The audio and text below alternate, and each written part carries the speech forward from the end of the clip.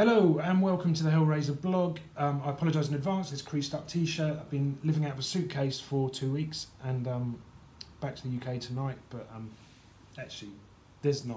If I'm in a hotel I can get time, but I didn't do it and it's all creased up. It's a clean piece of clothing that I have left and I want to do the blog right away. Right, so today's blog we're going to look at Anthony Joshua against Joseph Parker. Let's go over first. Well, how does this fight come about? Parker is the current WBO champion, which he won against Hughie Fury.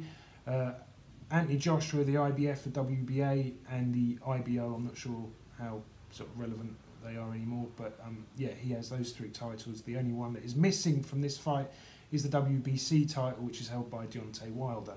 Let's look at this fight. So Joshua, big unit, Olympic Games gold medalist, 6'6", reach of 208 centimetres. So he's a big, tall man with a huge reach. Joseph Parker, 6'4", reach of 1'93 m.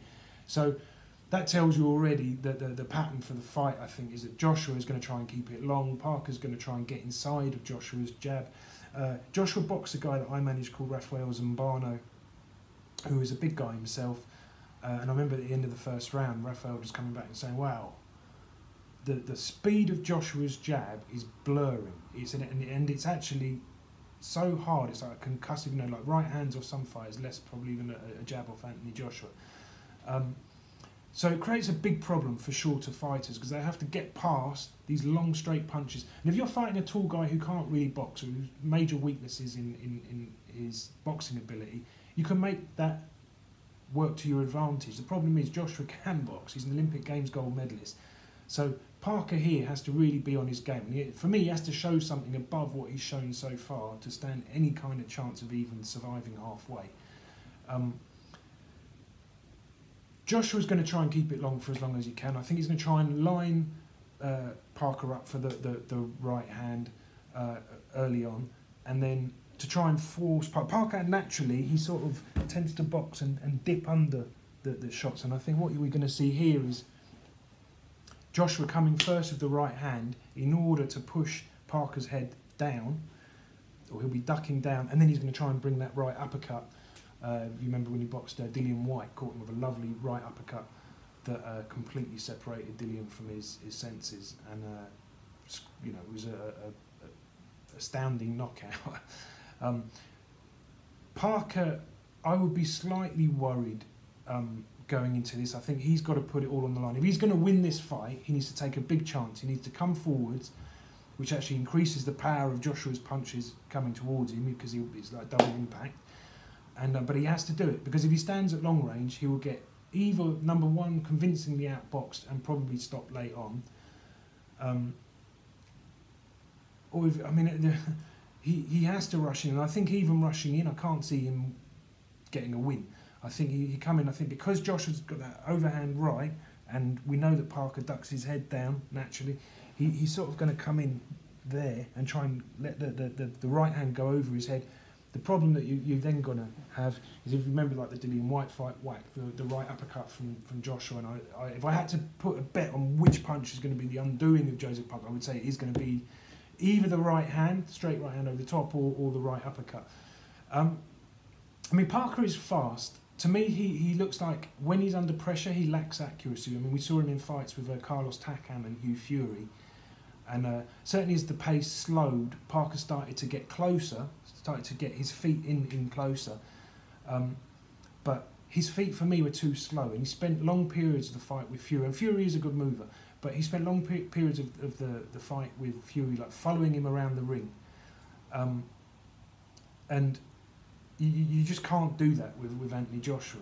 You know, if Joshua makes one mistake, and one thing I've noticed with Parker is that punches can miss, he's in range, he doesn't counter. He just lets the guy out off the hook. When you're fighting at that level, fighting someone like Anthony Joshua, you have to have any chance, you've got to be able to snap that chance up right away. He makes a mistake, you counter, and hopefully you knock him out, and then you might get the win. You cannot let him off the hook.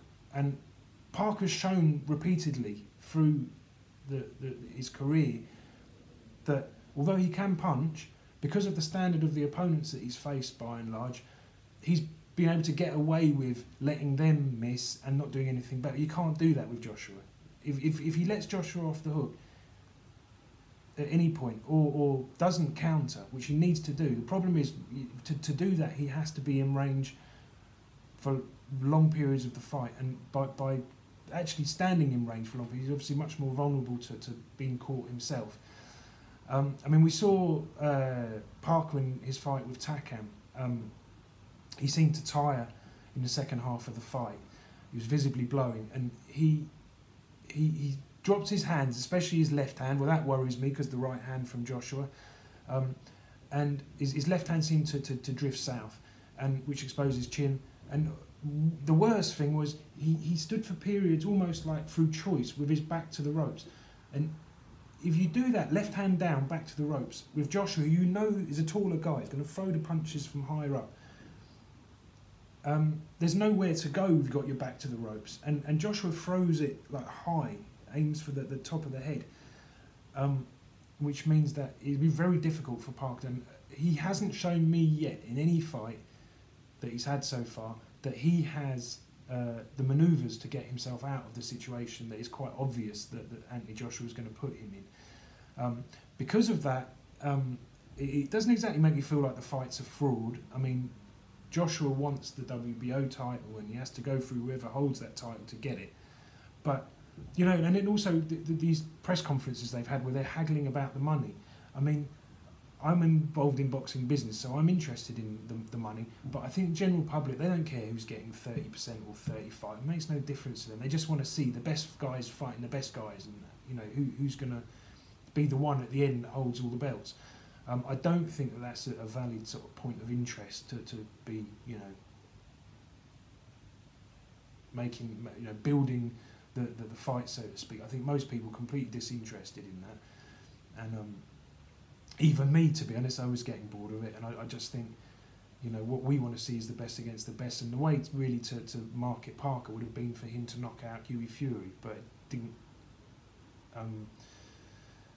come close to that. And without being disrespectful to Hughie Fury, because he's a good fighter, Joshua is a different level, and I think it's fairly obvious boxing-wise who's going to have the upper hand, who's going to be racking up the points, meaning that Parker has to commit and has to come forward. And I think when he does that, like I say, the right hand over the top, and once he's shown Parker a couple of right hands over the top, he'll force Parker's head down even more to get underneath it, and that's when you're going to see that right uppercut, which can dispatch probably any heavyweight from Anthony Joshua. I mean, Parker, again, if you go through his resume of opponents, I mean, like as I've just mentioned, you've got Takam, you've got Hughie Fury, who are decent level guys, but you've also got a lot of substandard opponents there, and I think that's why you get this thing with Parker where he lets people miss and doesn't counter, because the standard of the opponents that he's been fighting has not forced him to improve to that point where you get one chance, you get one split second in the whole fight, and if you don't take it, it's gone, it doesn't come again. And that's what it will be against Joshua for him. So he has to be on his game. He's going to have to counter a lot quicker than what he has done previously. And all of this all adds up to Parker actually being forced to work at a work rate way above his normal comfort zone. And I think you're then going to see a lot of mistakes because of the tiredness was setting. And Parker reverting to type, like I say, for a guy that goes and willingly walks to the ropes, puts his back and has a little rest, and drops his left hand low, I mean, it's just asking for disaster. So I think, in terms of prediction for the fight, I'm going to go with Joshua. And I actually think it might be a lot earlier than people are I think people have been sold the idea that because it's a unification fight, it's not like that. For me, this is like this. And I mean, I'm going to go for Joshua like round 4 or something like that. I wouldn't even be surprised if it went earlier than that, depending on if Joshua's gone a bit gun shy because he's had the hard fight with Klitschko, he's had the hard fight with Takam.